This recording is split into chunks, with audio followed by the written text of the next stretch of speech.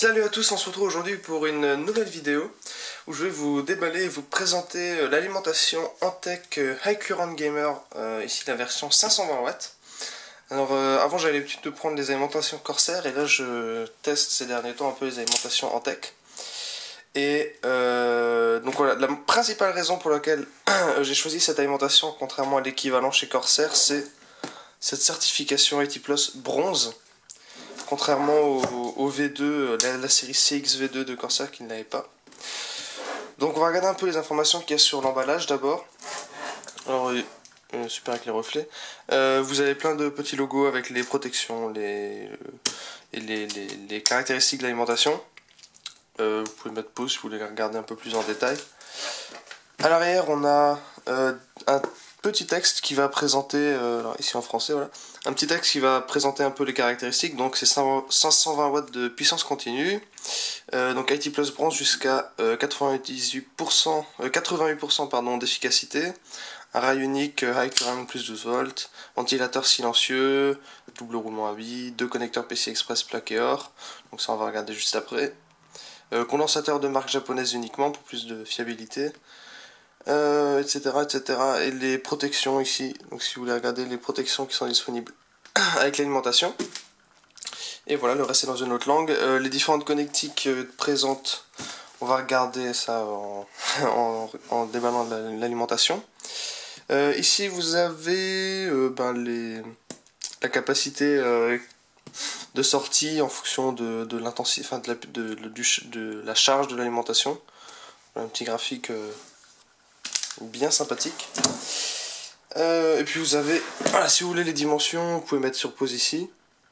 Voilà.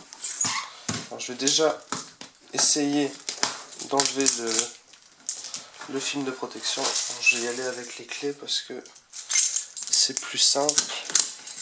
Voilà. Hop. Super film de protection.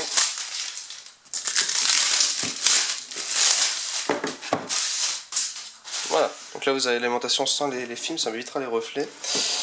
Alors, comment s'ouvre celle-ci? Elle s'ouvre là. Donc on est loin de... J'avais eu leur gamme Neo Eco et on est loin de ça quand même au niveau de l'emballage. Là vous avez un petit guide rapide sur le produit. Enfin c'est pas un guide, c'est un poster en différentes langues. Donc c'est très basique. Dans l'emballage on trouve le câble d'alimentation. Voilà, qui a l'air pas mal, qui a l'air assez bien blindé quand même. Donc voilà, c'est pas mal. Et on a l'alimentation avec plein de cartons de protection. Donc c'est assez bien emballé quand même. Les vis aussi, évidemment. Donc, normalement vous en avez assez avec le boîtier. Alors on a un super sac. Vous pouvez garder si vous voulez. Voilà, petit sac en tech. Sympa. Voilà, donc si vous avez l'alimentation, alors on va d'abord regarder un peu à quoi elle ressemble. Donc voilà l'arrière avec l'entrée et le switch on-off. Voilà, avec la grille d'aération, vous pouvez voir. Donc l'alimentation est noire, hein, pour les configs gamers c'est mieux.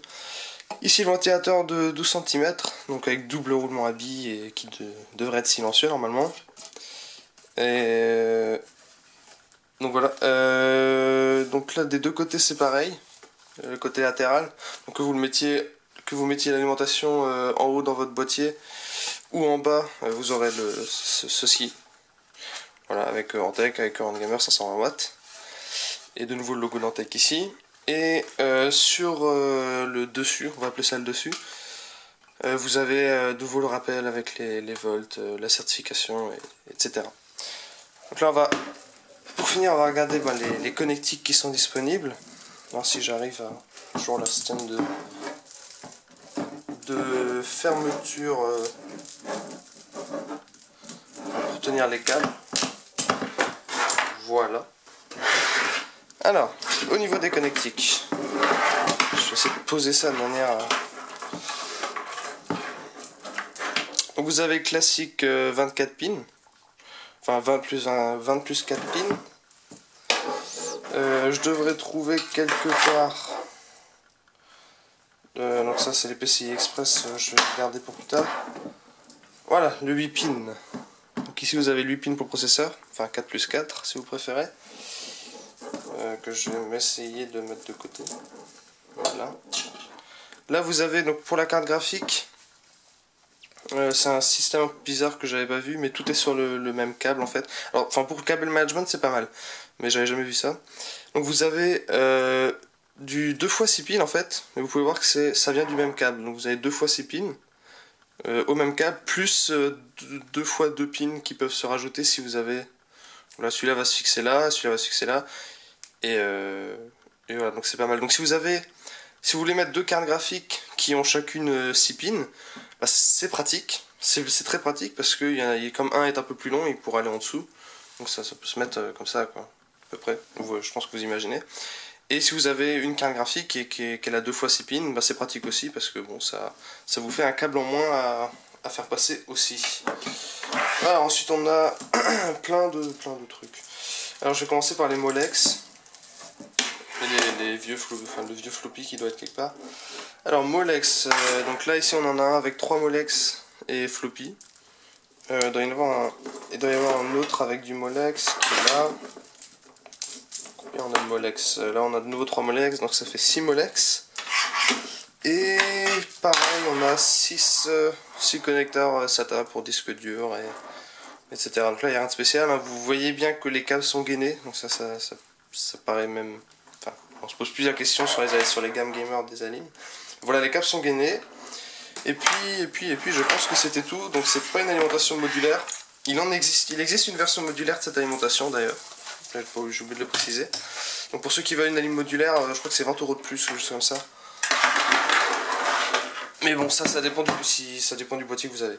Voilà, donc je pense que c'était tout pour cette petite vidéo de présentation de l'alimentation en tech High Current Gamer 520 watts. Je vous dis à bientôt pour de prochaines vidéos et n'hésitez pas à vous abonner à la chaîne.